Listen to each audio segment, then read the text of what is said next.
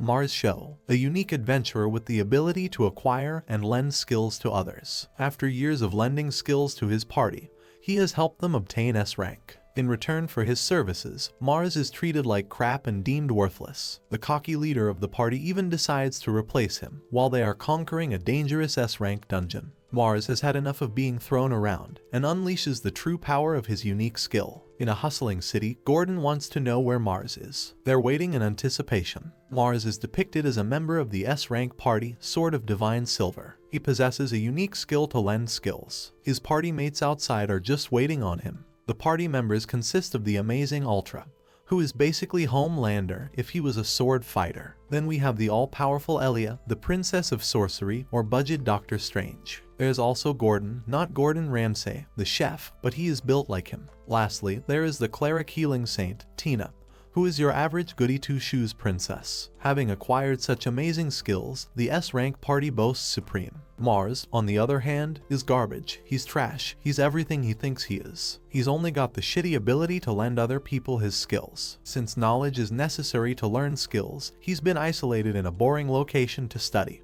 until he learns new skills. The rest of his party mates think of him as a waste of time, shunning him for being so trash, while letting them down. Marz is unable to hear their constant yapping. His S-rank party is full of haters he doesn't want to be around. Marz is officially done. 3 years ago, in a ferocious battle to take on an A-rank dungeon, they were lucky enough to win the fight. However, the rest of his shitty party mates thought this dude was basically dead weight, and they're the ones who put in the effort. It was without exception that he didn't boast the same level of strength they did. Marz finally comes out of his slumber, only to be met with scornful and bitter stares from his party mates. He apologizes needlessly, and proceeds to activate his skill lender skill. Marz initiates the loan process, and among his set of 12 skills, he passes them to his party mates, fulfilling the process. Now that they're prepared and ready, they're sure of their fate to conquer the dungeon. Without even appreciating any efforts contributed by our boy, they drop him and go off on their own. Marz, exhausted and starved for food, decides to help himself. But even the food he receives is enough to give you terminal depression in your stomach. Marz knows that his shitty party mates are eating meat while feeding him crumbs to survive on. The next day, his party challenges the S-rank dungeon, known as the Devil's Abyss. They're struggling while Marz stays behind. Ultra commands his sword skill, unleashing a tremendous flurry of slashes to kill the monsters. Marz notes that Ultra is deploying the other skills he lent him to fasten his attacks. The magic behind learning a skill worked like a water wheel. Skills depend upon skill points, and after raising the skill of the blade to a higher level, one can utilize evolved powers. Unique skills, on the other hand, are based completely on one's talent. They have varying effects. Marz's skill lending ability is one such skill. Even if he did learn the skill, it's only other people who can use it in his stead. If Marz used the same slashing ability, it would be weak compared to Ultra's strength. Marz was invited to the S-rank party in recognition of his unique skill. Ultra is a prodigy compared to him, and requires an ability at the beginning. However, this man is deranged, and even steps on his own teammate for being far away from them. After all, Marz is required to be present so that the others can utilize their skills. As they traverse deeper into the dungeon, they make fun of it for being too easy. This gives the S-rank heroes a boast of overconfidence. But it's actually Marz who is the most concerned, as the floor is full of paralytic monsters. Marz figures that his current skills will easily allow his party mates to traverse the S-rank dungeon, thanks to his skill. A skill that he doesn't even get appreciated for. Our boy thinks that arguing with these fools is a bitter waste of his time. The only drawback of the skills is that he has to stay close to them. It's so bad for Marz that he has to place himself in danger. To demonstrate his crucial importance to the team, Marz reflects that even moving away 3 steps would be enough for both his arrogant and dumb teammates to succumb to the poisonous effects. Long story short, they would eat shit for being such assholes. The heroes arrive at a path cut off. Ultra immediately blames Marz and shouts at him for being useless. Marz can't argue with him, except listen to his temper tantrums like he's some overgrown child. Ultra trash talks him even more, but Marz still chooses to remain patient, knowing that his objective isn't to argue with Ultra. Ultra activates his intuition skill, detecting signals of mystery and danger. They arrive behind a gigantic door with an illustration of a dragon. If that isn't a warning sign, they're about to get smashed. I don't know what is. Marz knows it's the boss room, reminding himself of just how difficult it must have been for the fallen adventurers. Completely contrary to Marz's expectations, his own team turns on him. Ultra quizzes him like an arrogant, spoiled brat and appoints the dangerous responsibility of a vanguard upon Marz. Marz shivers from the realization that his party mates are basically asking him to go and kill himself in the boss room. Ultra laughs, ignorant of his ridiculous request. Marz questions his thought process and even tries to remind him of the law. In this world, rules are set that even S-rank parties are supposed to follow. Marz spouts that he's in the 7th year of having joined their party. Ultra devilishly mocks Marz about his payment, bitter that our boy is getting paid for his job. Marz is starting to get really pissed. After all, his teammates have lost their marbles. Marz looks to his other party mates for their help, but they're all a bunch of fakes who vote against his cause. Marz concludes that everything he has done for them up to this very point has been meaningless. In a fit of rage, he demands to take their skills. Ultra cuts him off and calls him a dead weight load of debt. Ultra is confident their party will skyrocket after Marz's demise. Marz sulks after receiving such cold, harsh words, having endured the worst throughout the past few years for this team. And yet, Ultra tells him he's better off dead, as they're going to replace him with a skilled alchemist. Marz happily accepts, and rightfully demands that his skills be returned. Such a confession shocks Ultra, but Marz claims that the effects will dissipate upon his death. Ultra is curious about just how long he'll be able to stall the boss monster. Marz proceeds to activate his skill lender ability, awaiting his party mates to state return. Upon their command, all of the skills that they've acquired from him are repaid back to Marz. Marz feels unusual after hearing the voice of the skill lender system. Processing so many skills at once is a problem for even his support system. Marz emphasizes that there is an interest rate associated with each skill, something that he made clear a long time ago. Marz is surprised. They're foolish enough not to even recall such important information. The mage did remember, but thought of it as pointless information. Being the wee looking lowly nerd, she solves the tax equation, but Marz knows she messed up one crucial variable. This is like that one meme, where the smartest students of a class each have opposite answers. Marz clarifies that his interest rate is actually compounded. Elia, the mage, inquires what that could possibly mean. Marz explains this to Boy Math after witnessing her atrocious girl math. In the end, Ultra mocks him for treating a 10-point difference as such a big deal. He wants Marz to get going with the fight. It is only when Elia crunches the numbers that she realizes what's really going on. Marz catches on to her realization, satisfied by her nervousness. Ultra kicks Marz into the dungeon by force. It is during that moment the mage tries to stop him, but only a smile cuts through as the gate closes. With the processing completed, it is finally revealed that Ultra owes more than a few $100 million in percentage to Marz. Marz experiences a jolt as he is stricken down by a wave of thunder. Marz enters a unique spatial dimension, with his family jewels out in the open. He questions where he's arrived. It's a space created by his own mind. The voice guides him while Marz is shocked. It is capable of conversing like a human. Marz questions the identity of the person who configured the system's personality. However, the system refuses to answer him and acknowledges his diligent study session each day. Marz discovers that he's been watched through this system, as this being has noticed all of his pain and suffering.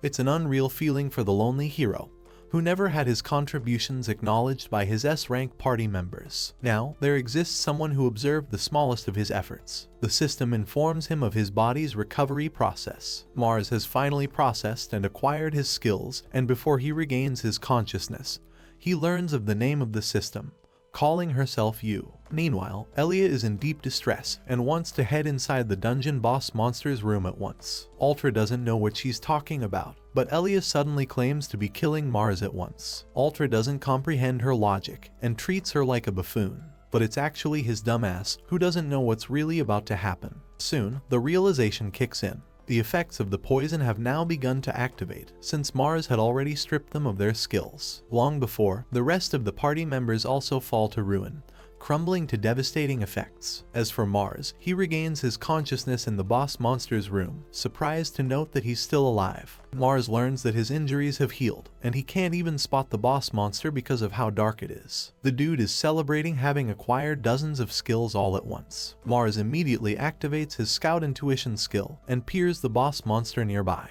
The snake dragon Vritra gnaws at him. This creature's lair is filled with so much poison that one could collapse upon entering the dungeon. It is a creature unlike any other, but it's Marz's duty to defeat the monster so that he can conquer the dungeon. The capture reward is non-negotiable for him. Marz is warned by the system to avoid contesting against this creature. Yu guides him, but Marz is unafraid. Our boy knows that the killing machine in front of him is basically immortal. Without wasting any time, Vritra, the snake dragon, lunges to attack him. Marz escapes the near encounter with his spatial jump ability. He follows with an activation of his 6 arms of Ashura. Marz grabs the snake's body using his 6 arms, and then throws the creature like it's light work. In normal cases, it shouldn't be hard to defeat a creature of this scale. But this boss monster is said to be impossible to kill. Marz wonders if there is anything in his arsenal with the slightest chance of defeating the beast. Marz remembers collecting the skills he lent. Marz uses the skill seizing process and permanently revokes the wisdom of the ancient skill from Elia. The skill evolves under his control, while Elia's skill gets snatched like nothing. Next, Marz sets his sights on the snake, activating Elia's skill. The skill allows him the ability to learn any magic, and after learning the Cossidus spell, Marz releases a spell so powerful that it slashes the immortal snake into bits and pieces. Knowing that the snake is bound to regenerate, Marz freezes parts of its body to infinitely slow down the regeneration process. He thinks it's quite an intimidating ability, as the monster is unkillable otherwise. Marz activates his spatial jumping. Its range is increased to the point he can teleport anywhere. Marz leaps outside from the dungeon, conquering the dungeon. Ultra and the rest of the heroes are trapped inside, thanks to the poisoning effects, but Marz leaves the mining group to come to save them. With his materials prepared, Marz wants to leave when he spots something interesting. Marz spots the creature's egg, while Yu informs him that he can destroy it to stop its growth. Marz is in a contemplative state, knowing that the snake dragon will return from space after millennia. Marz thinks that the only way to stop such an impossible creature is by using another immortal monster. Therefore, our boy has decided to play Snake Daddy for this egg, instead of cutting off its life supply. Marz reactivates his spatial jump skill, escapes the dungeon, frees himself of his cruel fate, and finally lives a life worthy of his contributions. Having acquired Vritra's egg, Marz finished up with his payment, and even decided to move out of his crusty apartment. He feels at peace enjoying nature, and issues a unique request to create a body for his assistant. Yu mocks him for trying to make her his girlfriend. Marz, the virgin loser, reflects that he wants to offer his thanks to the assistant, who's been there throughout his struggles. Marz questions the kind of body she would like to have. Yu consciously makes her own demands, wanting to embrace Marz in some regard. She's unsure if it's even possible. Creating a process of consciousness is impossible from scratch, but since Yu's consciousness simply requires a vessel, Marz activates his skill lender ability and seizes wings of the angel skill from Saintess Tina. White wings of serenity encompass Marz. Such a skill is capable of regenerating the worst of injuries. Since the skill has gone through an evolution state, Marz now has access to even more powerful commands. Marz carefully commands the synchronization process, and out of thin air, the body of a beautiful girl emerges in his arms. That's how you get a girlfriend in 2024. Folks, the competition is too high, and the standards are even higher. Yu opens her eyes and questions what she should call him. Marz just wants Yu to use his name, but she just has to follow the typical anime filler bait romance trope and call him master. The sudden realization kicks in that Yu doesn't have any clothes on her. Marz tries to create clothing from scratch, which obviously fails, so he just gives her his own shirt in the meantime. Yu is someone who has only experienced the world through Marz's experiences, as she was nothing more than an assistant inside his mind. Marz wants to help find a place suitable for him to raise his world-ending snake dragon. Yu is so goofy that she doesn't even know how to use her feet. Having seized 2 important skills from his party mates, Marz is bent on playing the game with his own rules. At the guild, Ultra basks in the glory of how he defeated the immortal serpent in front of the other adventurers. He's in severe depression because deep down, he knows that Marz ended up defeating the damn immortal snake. The party members discuss the impossibility of him defeating such a strong monster. Ultra is pissed that Marz is nowhere to be found. He's too busy getting drunk on beer with the others. Ultra can't fathom how Elia, a genius of their group, no longer seems like the confident and smart person she is. Instead, she's acting like a child. Marz and Yu continue their journey to find a new home. Yu is slowly getting used to walking, while Marz feeds her breadcrumbs about how the world works. He explains how the towns and villages were built, and how that goes hand in hand with raising the economy. Yu suddenly quizzes Marz on an important question. There's a mountain of corpses ahead. That spells nothing like the town that Marz was visualizing. Corpses of zombies and other monsters were slaughtered in a single night. Marz could easily use his spatial jump ability, but he wants to help you experience the world. Marz wonders if Yu's beauty is going to pose a problem. Yu suggests that activating the spatial jump ability as a barrier could safeguard them from any potential monster attacks. Marz is still bothered by the number of defeated monsters. Without stopping, they resume their journey. Marz and Yu spot the beautiful Kinui Town Inn, hidden at the foot of the mountains. Marz explains that the town is a common spot for adventurers to relax during their missions. It's an important landmark known for boasting a unique atmosphere. Yu is having the time of her life inspecting everything, because she's basically a child in a human's body. Wait, I didn't mean it like that. FBI, open up. Strangely, Marz and Yu spot a woman who is beaten for being unable to carry a bag. Marz immediately takes notice of her physical composition and realizes she's from the werewolf race. It's a rare kind of monster that lives in the forests. The forests were disintegrated after the industrialization of humans. The werewolves are known for their immense strength, as they're the descendants of their god. Yet, the girl in front of them is quite the opposite of the tales that Marz had heard in stories. This werewolf doesn't even have sharp claws or a presentable tail. More importantly, she's being treated like a slave. The commander calls his men for lunch, but when it comes to the werewolf, he treats her like a dog, feeding her barely nutritious watery soup to survive. Marz relates it to his shitty experiences in the past, how he received the same treatment from his party mates. Yu insists Marz take action, since he wants to help her anyway. Marz has decided to extend his stay in the city for up to 10 days and goes directly to meet with the boss. After a while, the slave girl is resting while eating her food. Marz meets her and realizes that they're working this girl to the bone for barely anything to go for. The wolf girl is highly suspicious of his intentions and glares at him. Marz notices her sheer resolve and determination as a proud race, even though she's at her lowest. He initially wanted to help her with money, but instead made up a strange request. Marz asks her for money instead. Learn from Marz, if you're broke, steal from beggars. After sharing a conversation with her boss, Marz learned that her skill is called leg strengthening.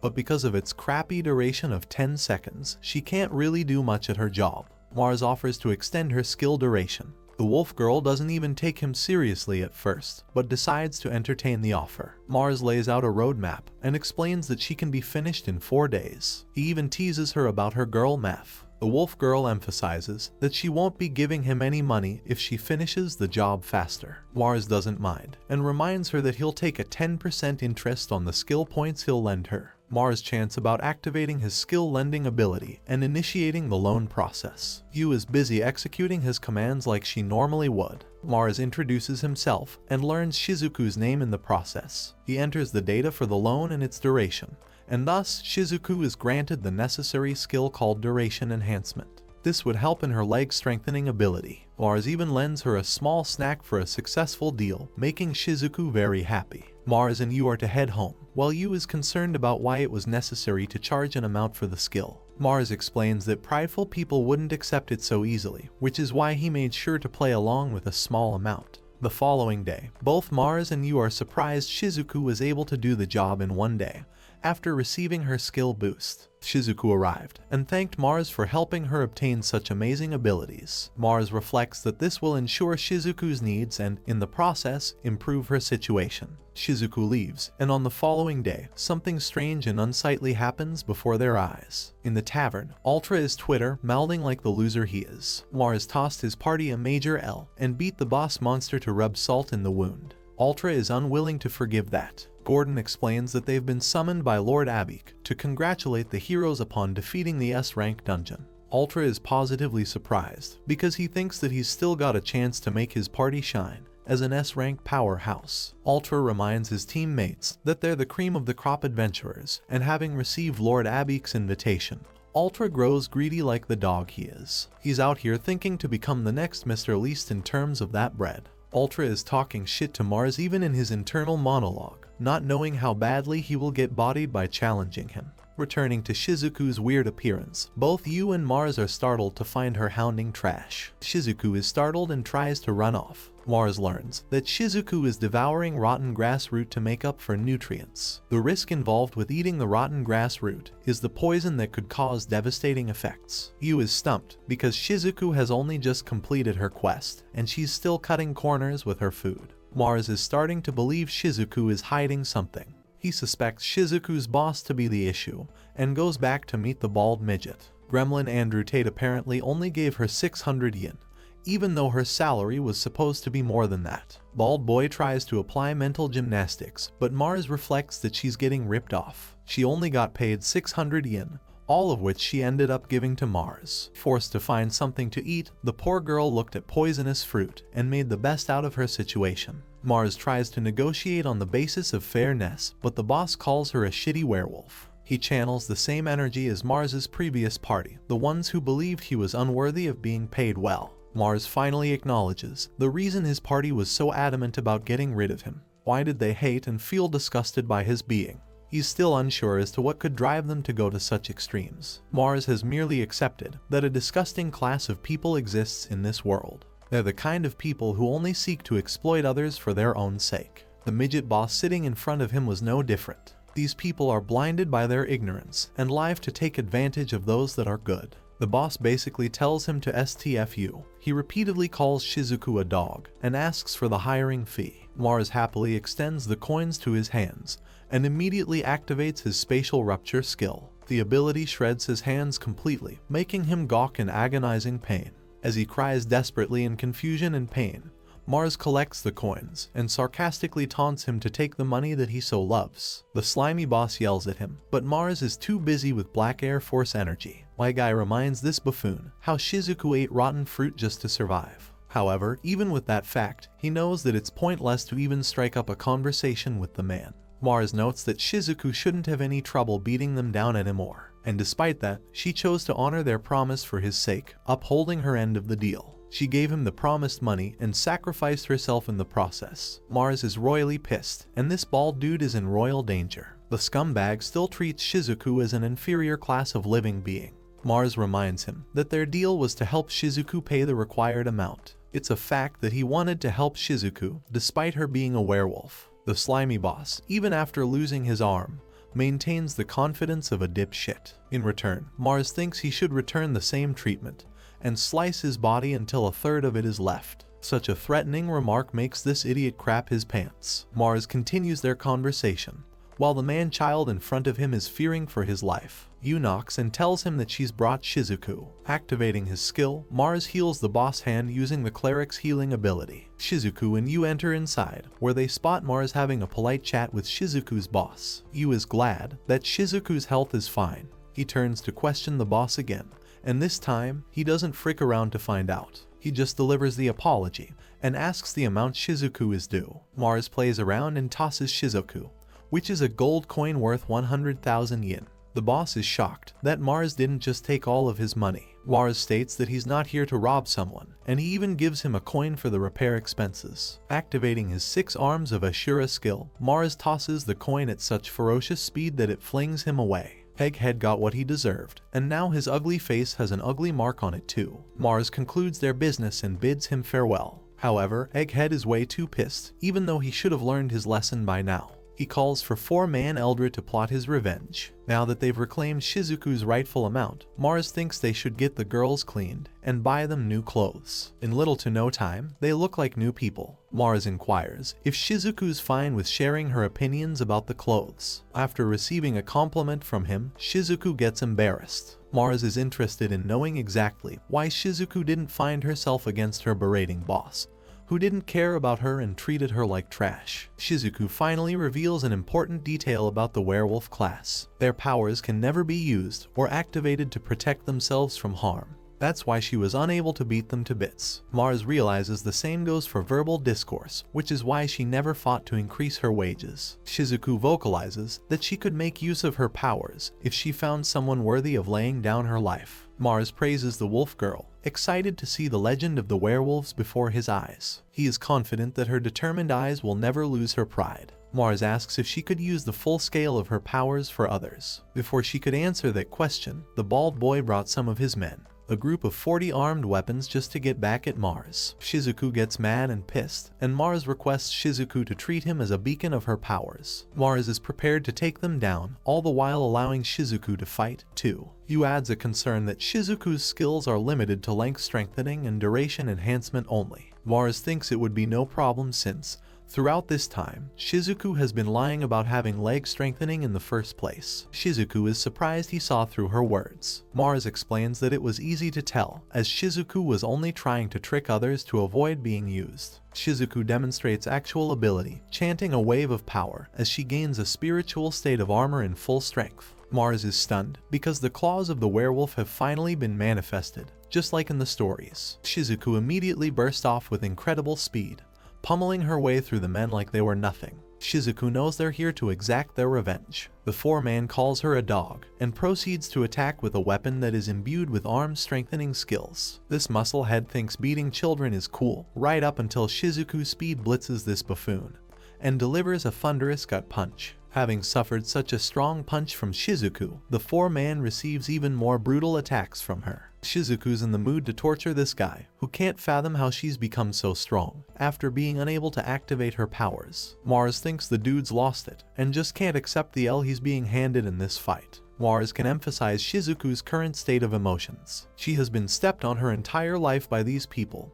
and now she has no reason to hold back. For someone like the arrogant muscle-head four-man, all he knew was to trample on the weak. Much like Ultra and the rest of the S-rank party treating Marz like trash, they can't accept the reality that their prey can no longer be bullied. Shizuku is battering the four-man to emphasize this point. Her skill is far more capable than anything Marz could have imagined. In fact, Shizuku acquired such an impressive speed that even Marz couldn't have perceived it, if not for his own skills. Yu comments regarding the ferocity of the skill, while Marz explains that it's an ability not known in the guidebooks. Shizuku's skill is unique in the fact that it doesn't rely on her training. Marz elaborates that in this world, mana is everything. It is the pinnacle of power. It influences the nature of the world, and thus helps the creatures adapt to their environment. At the same time, a prodigious being blessed with the powers of special mana can use powerful skills. In essence, Shizuku's ability is the strongest in her domain, since werewolves were originally the lords of the lands before humans mowed their place down. Shizuku's current state is no different from that of an evolving beast, who only becomes fiercer as the battle rages on. This is evident from her tremendous spike of mana activity, from 200 all the way up to 900 in the same battle. Marz even goes on to declare that nothing can stop her if she's backed by the powers of their domain. Shizuku's berserk state is projected in full, and while Marz has only known her for a brief period of time, he started to understand her true nature. Well, that's until she shows a glimpse of her crazy side, signaling her loss of rationale. An exponential spike from 900 to 4000 in mana activity for Shizuku helps her rupture through the humans like butter. She vocalizes her most painful regrets, demanding that they return her time and dignity, as she was treated like a life unworthy of living. Marz and Yu teleport to the boss location, who's quivering and shaking in fear despite his confident bravado a while ago. Marz reminds him that he's already buried the man's arm once before and used it as a signal to teleport to the location. The man wanted to use this secret bunker to hide underground, but it was of no use anymore. Marz tells the ugly shithead that he's got nowhere to run, especially with how things are going with Shizuku's berserk state. Knowing that he hasn't committed any crimes himself, Marz lays out the legal concern of Shizuku being convicted of a crime. After attacking the bald gremlin, Marz orders the bald fat ass to stay quiet because if he doesn't, he's unafraid of taking apart his limbs. Shizuku, having experienced a mana activity close to 100,000, is finally here to finish the job. The man begs for his life to be saved, except nothing but his screams could be heard that night. 3 days flew by. Marz is here with the gang. After they beat up Jaren's group, the public noted the 40 trained mercenaries, causing an uproar in the city. Thankfully, the rumors were in Marz's favor, but even still, he was getting tons of attention from the people all around, asking him for things. He even gets an offer from someone to become his girlfriend, a problem that I'm sure 100% of you will never have to face in your entire lives. Marz is surprised the bald fat ass was hated to the point people have become fans of an outsider for just taking him down. Shizuku feels embarrassed, having collected so much gold. Marz states that it was the right thing to do after he attacked them. The total amount Jaren had was close to 800 million yen. Shizuku butts in and asks how long they're planning to stay in town. Marz happily explains that he'll spend the money in Kinui City before leaving. Since Kinui has less than 100 people as its residents, it would be problematic to leave such a huge amount recklessly in the hands of the people. Marz wants to use this amount to help the town's assets thrive. Shizuku, despite being treated the worst by the people of this city, acknowledges that they're not at fault. Marz praises her for her maturity, while Yu gets jealous because she's out here feeling neglected. Since Marz isn't the type to spend loads of money on himself, Yu has decided to think of ideas to make him happy. Using his spatial teleportation skill, they arrive at the jewelry store. Shizuku is stumped as Marz explains the purpose of the trip, which is to spend the 700 million in full. Shizuku had only been to such luxurious shops once in her life, but didn't feel like she belonged there. Marz feels the same. Unfortunately, it's normal for both of them, as they're mistreated by people with low opinion of themselves. Entering the shop, they meet the owner, who is a 10 out of 10 baddie. Marz gets to the business and tells the owner to find a set of matching jewelry for all three of them. The owner is as happy as anyone would be, after learning that it's literally 700 million in the bank for them. She finds the pendant of the queen's jewel from the werewolf race. Hearing this, Shizuku becomes happy. It's a special jewel imbued with mana, a prized possession. Shizuku's knowledge of the jewel impresses even the shop owner. Marz is unsurprised, while the owner claims she has heard about their group defeating Jiren's men. As a token of gratitude, she's willing to sell these for a discount to them. Shizuku doesn't know if making this purchase would be a valuable investment. However, Shizuku takes Marz somewhere else and explains that she wants to reward Marz. Marz doesn't know what an empty alley has to do anything with it. Shizuku is having lewd thoughts, but Marz is way too innocent and chills for that kind of thing. She invites Marz to her hometown, called the Hidden Werewolf Den. Shizuku catches his attention by stating that the faraway Azure exists in their den. Marz gets startled, realizing that it's a dungeon, even though such dungeons are only named if they boast a difficulty higher than a rank. Shizuku explains that it's actually an S-rank dungeon, but that's the only reward she can give him at this time. Shizuku embraces his hand and begins to weep, requesting Marz's help to save her people. As for Ultra and his squad of dipshits, they're receiving royal treatment on their way to defeat the same dungeon. Ultra, as always, is making light of the situation and makes fun of Marz like usual. Monster Stampede is a phenomenon when an undefeated S-rank boss monster sends monsters to the outside world. This is the sole reason adventurer guilds even exist, and that is so that they could conquer dungeons before such a fate would occur. Ultra has set his sights on obtaining the rank of nobility after clearing such dungeons. This is the level of wealth he and his party members are trying to reach. Ultra is drunk on greed, thanks to Lord Abik's treatment of them. The Saintess is feeling under the weather and seems more nervous than usual. The carriage experiences bumps as they enter Kinui town, spilling Ultra's drink.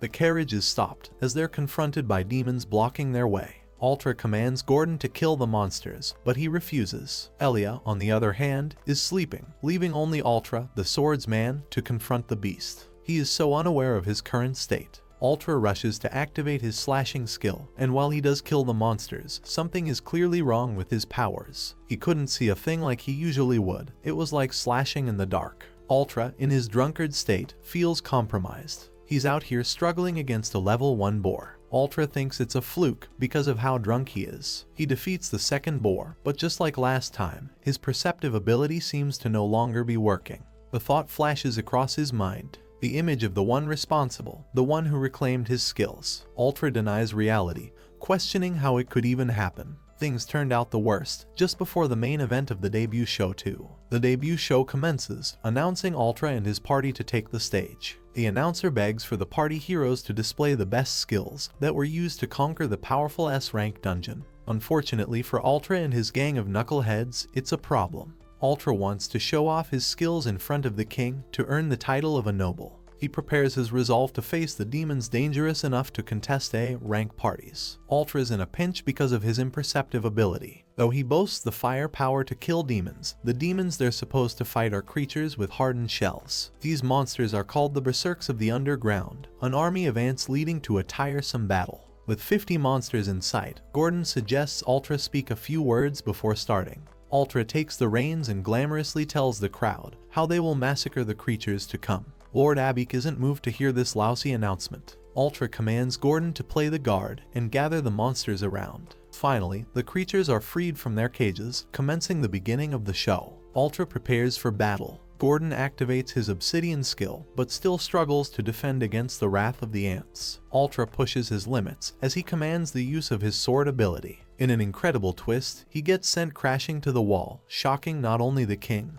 but also Gordon. Ultra doesn't understand what happened and explains that he felt nervous. He tries to activate his skill again and again, many more times. Ultra is making a ridiculous show in front of the crowd. The others have started to realize that Ultra's Hawkeye's skill isn't coming into effect. Rumors of the skill being borrowed from Marz are also starting to fill the air. The rumors of the dozens of skills that Marz lent to his party led to their success. But now, even Gordon could feel worried for Ultra, who had definitely lost his ability to perceive and follow the speed of his sword strike. The backbone of the party, Marz, appears to have become the main star of the show and has helped the party members get to this point. Gordon asks for Tina's help to heal Ultra. The Saintess nervously commands the use of her ability, but shockingly, nothing ever happens. She tries activating the skill again, unable to comprehend how she has lost the power of the angel's skill. Tina collapses like a miserable wreck. Ultra is being destroyed and demanding Elia's help. Elia merely breaks the news that she can't even use her ancient magic, so she can't do anything in this situation. Instead, she rubs his face with saliva while ridiculously making a claim that this could heal him fast. Such a stupid claim is unlike her. Ultra remembers his mission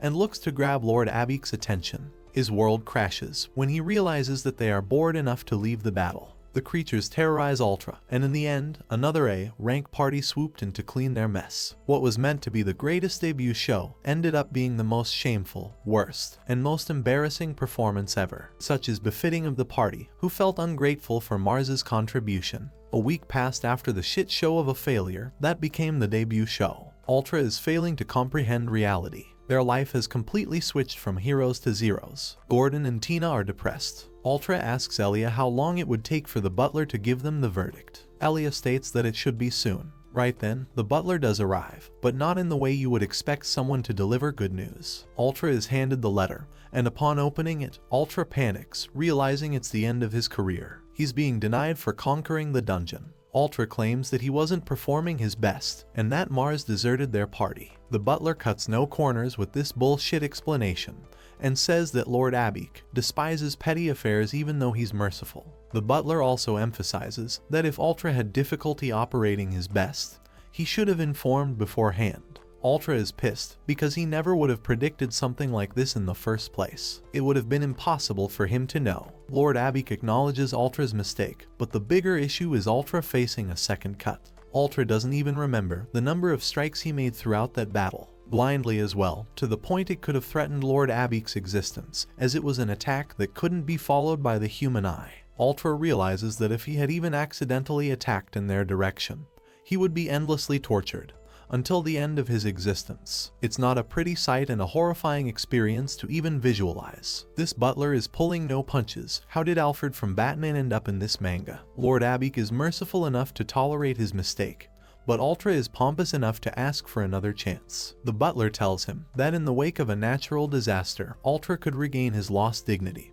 by showing the Lord of Abik what he is truly capable of. Saying those words, he parts ways. Elia is stunned that they face total rejection without any remorse. Ultra, instead of blaming his own incompetence and shitty attitude, pins the blame on Marz. He's the primordial victim and the primordial problem child. Elia's magic is done for Tina, but she can't use her healing. Gordon possesses his defensive skill, but he's literally traumatized by their previous battle. Ultra's whole life ahead has been ruined. The luxurious future he envisioned is no more. Ultra goes mad and remembers that they still have the genius alchemist Angelina by their side, the one who was recruited after they betrayed Marz. Elia tells him that Angelina has already arrived in town. Ultra tries to play the hero again, naively believing that he can restore his party's original strength and reclaim the riches he envisioned for his future. The scene shifts to the alchemist Angelina, who is chatting with her tiny golem.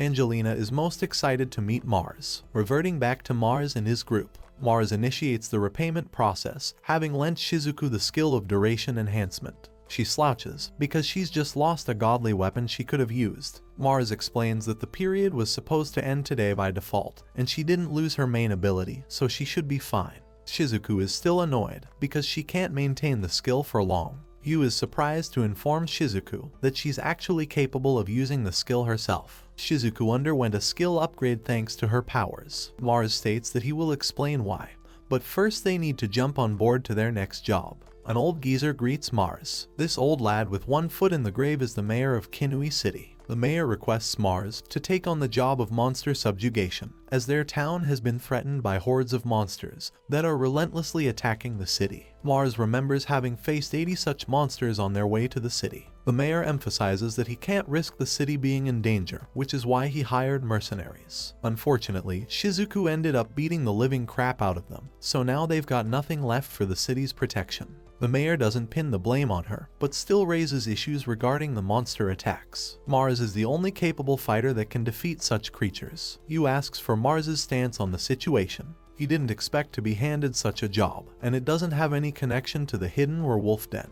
Marz asks Shizuku if the increase in monster attacks may be related to the dungeon. Shizuku confirms, leading Marz to estimate they only have 6 months before the dungeon pulls out incredible monsters in a monster stampede, destroying the town. Marz notes that even after the defeat of the dungeon, the monsters outside will have no effect. He takes it upon himself and his group to defeat the S-rank dungeon. Marz activates his God Eyes skill, catching note of 104 monsters swarming the place. Marz doesn't mind using Spatial Rupture, his slashing ability, which one-shots all of the creatures at once. Shizuku is stunned. The battle is already over. Marz explains how skill learning works, as after acquiring 1,000 skill points, a person can use a certain skill. The usual way to learn a skill is to practice until you achieve 1,000 points for the skill. That's what Marz did, learning every bit of information about a certain skill, just so that he could lend it to his atrocious party. After learning the skill, a person gets more skill points for using a certain skill, evolving it further. Thanks to Marz's skill lending ability, he can interact with the points obtained to the level where he can lend points to others. In this case, Marz can rent any ability for a period of 10 days, dishing out as many skill points as he possibly can. However, the drawback of this ability is that he can't lend out more than one skill to a person at a certain time. Shizuku thinks Marz's abilities are cracked, as he could command an entire army of people with skills. Marz also mentions the compounded interest that he gains after lending the skill to a person. This interest will be repaid after the skill has been used and evolved. So, each time Marz retrieves the skill, he gets more points based on a 10% interest. After borrowing an impossible amount of skill points, it becomes crushingly obvious that the debtor can never repay the amount. In that case, the minus limit is exceeded, allowing Marz to steal all of their skills to compensate for the difference in skill points. Marz intentionally didn't want to lend Shizuku an amount that would make it impossible for her to return. That's why the 10-day period made it easy for her to repay the skill. Shizuku is starting to catch on as to why she kept the duration enhancement skill even after Marz retrieved it from her. Shizuku is overjoyed and wants to acquire more skills, but Yu hounds her for stupidly thinking that it is the easiest way to get into debt. Shizuku is quietly observing Marz, making him wonder if she's trying to ask something. Shizuku points out the usefulness of the storage skill. However, such a skill doesn't even exist, and Marz is utilizing 3 different abilities to operate it. Marz doesn't want to entertain the thought of carrying all of his luggage that he's stored in his vault. He showcases Shizuku and how storage skills work. After deploying the use of Ice Magic Cossidus skill, Marz follows it up with a spatial leap, with a range wide enough to travel across the universe. That is an insane skill, you're practically Goku at this point. Shizuku is a little alarmed that Marz's method of storage is to freeze things in outer space. Marz demonstrates his ability by commanding his ice magic. It acts as a barrier for storage inside. Our boy flings this container into space, probably faster than any of SpaceX's rockets. The object is sent above the sky in a domain called the Sea of Stars. Intriguingly, there was only one explorer who could make it this far and managed to send down his records. The only conclusion that was drawn regarding the Sea of Stars was its ability to maintain objects in space for a long while. Shizuku realizes that Marz temporarily chucks things to the Sea of Stars and obtains them later. It also helps with his scanning skills. Marz was taught an important lesson: choose skills based on the user's style, an advice that Ultra never even gave a thought about. Marz recalls that he ended up stealing Ultra's slash attack enhancement, paired with his Hawkeye's skill. Having lost everything, he's certain of Ultra's demise. Marz has a good feeling Ultra is aware of his lost skills. Yu informs him of the swarm of monsters. Shizuku is prepared and launches away with her 2 skills to subdue the swarm. After 4 days of exterminating monsters, all monsters around the town were completely wiped out. In the mayor's house, Marz and the others meet the mayor's secretary. She inquires about the purpose of the visit. Marz reveals the bundle of proof they've collected after exterminating all of the monsters around the area.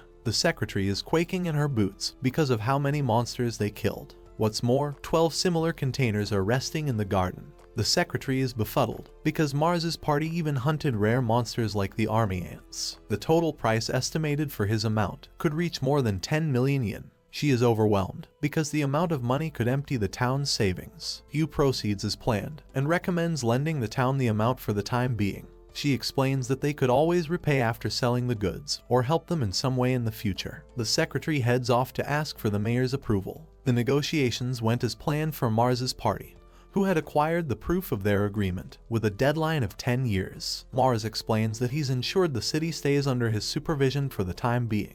The next mission is the faraway blue dungeon, in the hidden den of the werewolves. The problem with gaining too many materials from the dungeon is that it will garner suspicion. Marz thinks it's important to establish a good relationship from the beginning. He will acquire the skills using the mayor as their shield. Marz inquires from Shizuku if she's truly certain of his ways. Shizuku displays no problems, as she trusts in Marz's ability to save her village. Marz wants to make sure he can do what he can to help the werewolves after clearing the faraway blue dungeon. A flashback of Shizuku's traumatizing past is revealed. The werewolves were decimated, and unfortunately, the name of the devourer became shrouded in mystery. Shizuku explains the rich history of the werewolves that her parents told her. Their ace was driven out due to the war and eventually fled. While the males were ruthlessly killed, the fleeing women and children survived. Werewolves can only survive in this land, which left Shizuku's grandfather and a bunch of others to hide in the mountain. With due time, their powers faded and the forests kept disappearing.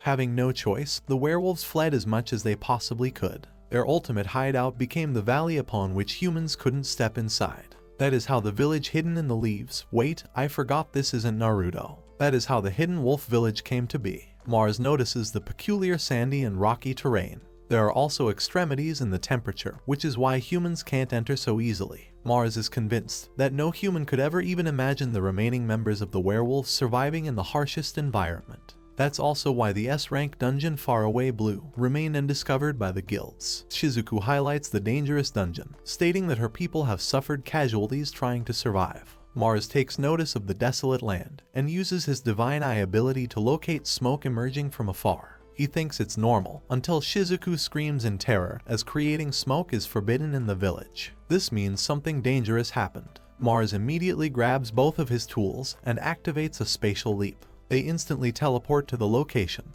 and find themselves in the middle of chaos and destruction. The village is engulfed in flames. Shizuku worriedly calls out for her parents, but Marz stops her and deploys Asura's 6 arms ability to catch them. Marz proceeds to obliterate the monsters with his furious punches. He's literally smashing his way through them, nearly arriving at the location of Shizuku's house. The monsters are swarming the place, much to the annoyance of Shizuku, who burst out to defeat them. Shizuku ferociously severs the monsters and heads inside. The poor girl discovers the state of her parents, who have lost consciousness. Marz activates his healing ability at once, the same ability that he used on Jiren to restore his limb. Thankfully, he is able to help them recover to good health. Shizuku cries, thanking Marz for saving her parents. Nothing makes sense to them right now. Why are the village and its people brought to such violence and destruction? Marz is frustrated to have chaos unfold before his eyes. These werewolves are the same creatures who fought the monsters until they were forced to flee the area and survived in such harsh environments. Marz is having one of those moments where the MC is 1 second away from turning into an actual villain of the series. He's furious at the failures of the human race despite its advancements. His anger is sensed by Yu, who suggests saving the residents who are in danger. Marz notes that the monsters are emerging from the dungeon, so even if they keep defeating the monsters, more of them will pop out faster. The only way to end this carnage is to defeat the boss monster inside the dungeon.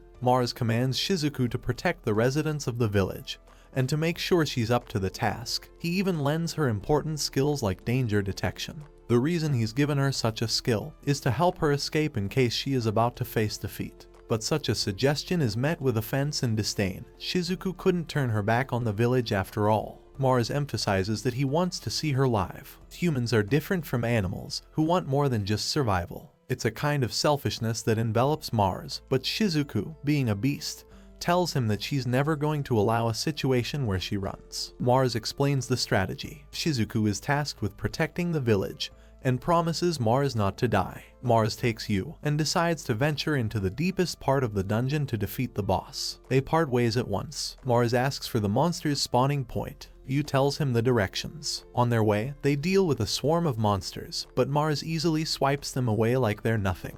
Having defeated so many of the monsters, Marz follows the trail until he sees the entrance to the deepest azure of the dungeon. There is an army of monsters heading his way. Marz immediately activates his skill selection tab to seize Gordon's obsidian skill. Gordon is forced to give up his skill without knowing, and as such, Marz activates the upgraded adamantine barrier. The barrier acts like the perfect defense as it automatically deflects the attacks. Marz activates the full strength of his Asura's arms, charging thunderously to conquer the dungeon in a single assault. Marz and Yu navigate their way through the first and second floors of the dungeon, before clearing the third. During this quest, Marz reflects on his confusion for the creation of human societies, and why it was necessary to create such boundaries in the first place. Heading into the fourth floor of the dungeon, they come face to a sea horizon. This is a sight they didn't expect. Yu, the naive idiot, casually drinks the water, not even considering that it might be poisoned or toxic. Thankfully, it's just pure water, but Marz warns her not to act recklessly. The previous dungeon was a poisonous domain, but this one is filled with a body of water. Marz remembers various reports from adventurers and concludes that this dungeon is a specialty. The problem with teleportation is that there is no end in sight. There are also thousands of bees hovering above, and from within the sea rises a plethora of gigantic sea serpents. Yu asks for instructions. Marz decides to build a ship using his Caucasus ice skill. They're about to Titanic this thing all the way to victory. Marz activates his storm wind technique to speedily navigate the ocean.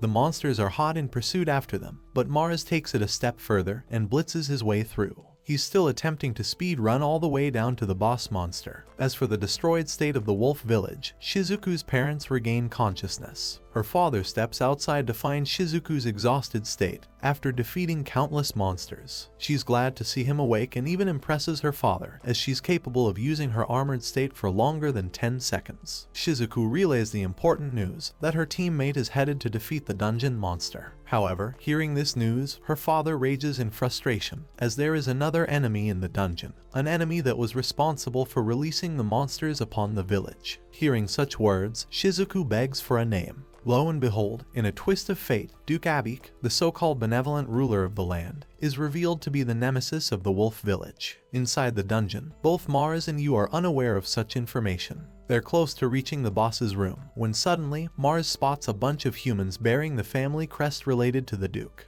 The problem is that no human should know about the dungeon, so how is it that the members of the royal family are exploring inside? Marz and Yu reveal their locations after being detected. Marz introduces himself and claims that he used to operate for the guild. The adventurer remembers that Marz once used to be a part of the S-rank party, but instead of praising him, they burst into laughter as they've all seen just how terrible Ultra's party actually is. Marz realizes that his party's reputation definitely plummeted. The pompous party leader claims that they were sent as a party in replacement of the S-rankers, who made a fool out of themselves in the debut show. Marz pieces together information and smartly deduces Duke Abik's involvement. The boastful adventurer tries to get one up on him, but Marz sticks to his questions. He's decided to conquer the dungeon and seal the memories of the adventurer party to ensure they were never involved. Yu warns Marz about Shizuku, who is still fighting in their stead. Marz knows that he has to defeat the boss monster soon.